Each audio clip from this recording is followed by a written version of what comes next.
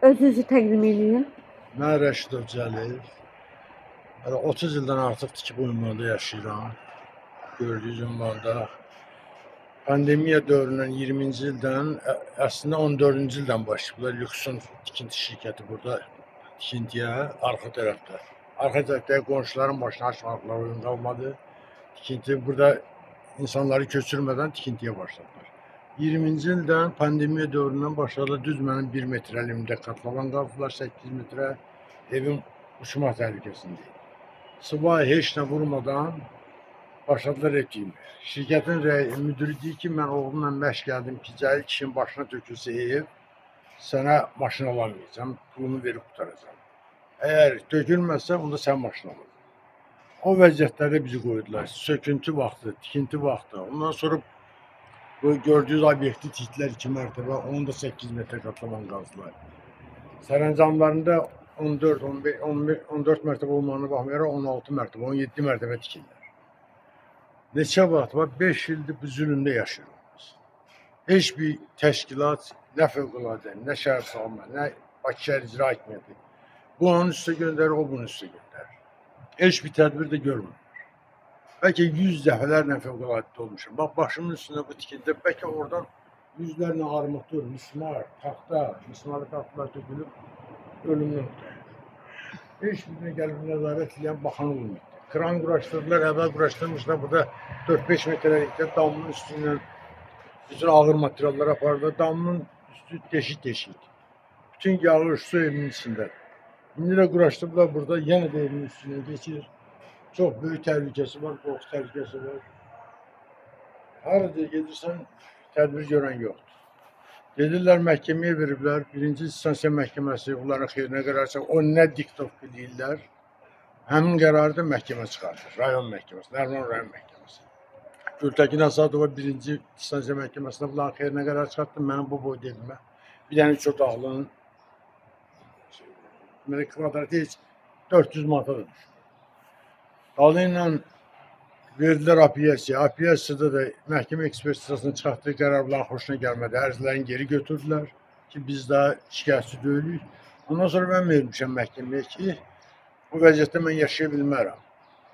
Yəni, 1-ci instansiya, bunların apiyasiya məhkəməsi bunların qərarına yazmış ki, siz imtina edirsinizsə, bir daha siz bu barədə müraciət edə bilməzsiniz məhkəməyə. Mən məhkəməyə vermişəm Nərman məhkəməsində, bunlar qarşılıqlı iddia veriblər. Hansı ki, məhkəmə ona baxmaq ixtiyarı yox. Bunlar deyəndə kimi nəzərdə tutursunuz? Şirkət. Hansı şirkətdir adın? Lükson tikinti şirkəti. Bura Lüksondur, burada da adım MMC'dir, burada adım dəyişib Lükson inşaat edirlər. 2 adda gedirlər. Eyni rəhbərlikdir, 2 adda gedirlər. Həmin mənim qərarımı rədd edib, hansı ki, onun qərarını rədd edib, onun qərarını saxlayıb. Burada bir dənə satılmayan 3 otaqları var, onu mənə zorla vermək istəyirlər, 4-cü mərtəbə, bir dənə 3 otaq. Onu qərar qəbul edib. İndi vermişəm apellyasiya, apellyasiyada bulan diktovkası ilə. Nə deyirlər, o qərarı çıxardır. Belə qalmışım, məhkəmələr belə ədalətsiz qərarlar çıxardılar. Hara gedirik şikayətimizə baxmırlar. Bunların hamısını təqsiri Lükson tikinti şirkətindən də çox fövqələdədə şəhər salmağı, bir də Bakı şəhər icra hakimiyyəti.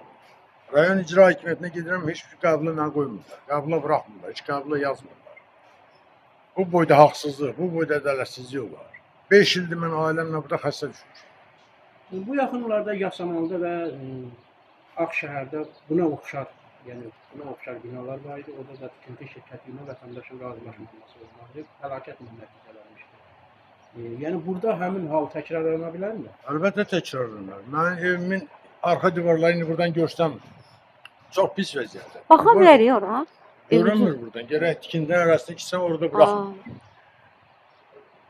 Livoy vaxtı həmin şərait burada da ola bilər, uça bilər, başımıza uçar. Biz də evin içində yaşayırıq. Ailəmlə burada yaşayırıq.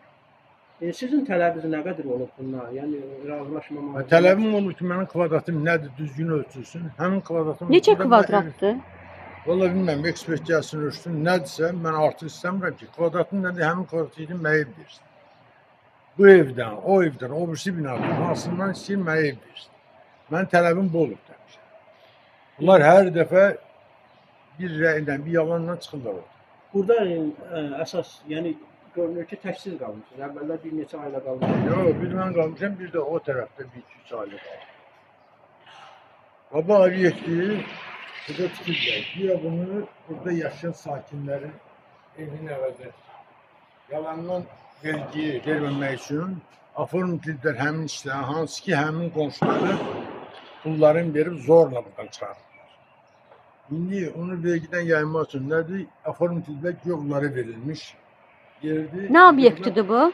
Bu indi bunların ofisləri. Ofislər. Ofisləri.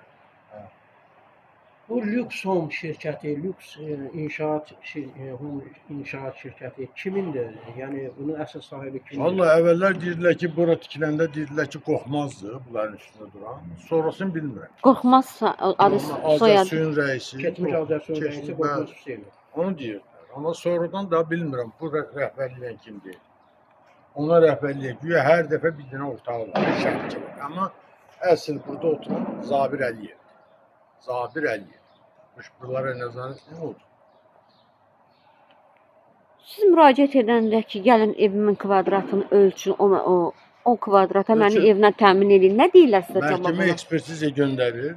Ekspertə gedən kimi gelib eksperti görürlər. Ekspert gəlib mənim kvadratım 100 kvadratsa yazır 50 kvadrat. Həmin şeyi də verirlər fövqəladə məhkəməyə. Müstəqil ekspertə müraciət etmisiniz. Müstəqil ekspert gəlib düzgünün yazıbdır. Onu qəbul eləmir. Nə qədər yazılır? Sizin, yəni siz Bəli, 500 kvadrat yazır. 500 kvadrat demək. Bunlar mənə heç 300 kvadrat verir. Ha, belə haqsızlıq, belə ədalətsizlik. Son addımlarımız nə olacaq əgər sizin şikayətinizə baxılmasa? Düzəlməsə, indi apellyasiya qərar çıxarıb yenə bunların xeyrinə verəcəm ali məhkəməyə. O düzəlməsə, mən məcburam başqa ölkələrdən vətəndaşlıq istəməyə, sığınacaq istəməyə. Çünki mən də ailəmlə yerləşməliyəm, harası getməliyəm.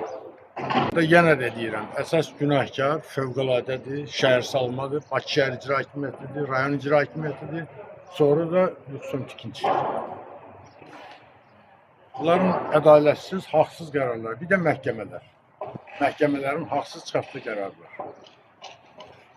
Hadisən deyirsən, deyir ki, biz məhkəmələrin haqqını vermişik, hamısının haqqını vermişik, heç nədən qorxmuruq, har istəyirsən müraciət edir. Bu ərazi çox böyük yaşıllıq şeyidir.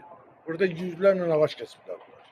Ekologiyaya bəlkə 100 dəfələrlə müraciət etmişəm, yazılı ərizələr vermişəm, heç bir tədbir görmür.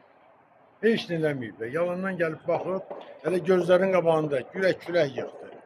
Yaşıl ağacı külək yıxdı adı ilə yıxıblar. Çıxardıblar, güya aparıb cavan ağaçları harasa əkiblər, heç yeri dəkməyiblər. Beləncə işlər görür. Hamısına deyib pulunu vermişəm. Hamısını deyib pulunu verirəm və işimi görürüm. Sizin har istəyən şikayət. 5 dəqiqə gecikdirmişdir. Tələsdirdilər ki, tez ol. Krana çıxdığı yerdə kranın ortasından düz betonu çırpıldı. Təhlükəsizlik kəmərindən də istifadə etmirlər. Kəmər də yox idi, Başlarında heç nə yox kaskalar idi. yox. Tələsdirdilər və tələsik qalxdığı yerdə oradan yıxıldı betonun üstünə. Xidmət zamanı niyə kaskadan və təhlükəsizlik kəmərindən istifadə eləmirsiniz? Şirkət olaraq sizin rəhbərliyiniz niyə bununla bağlı sizi təmin eləmir? Niyə cavab vermirsiniz?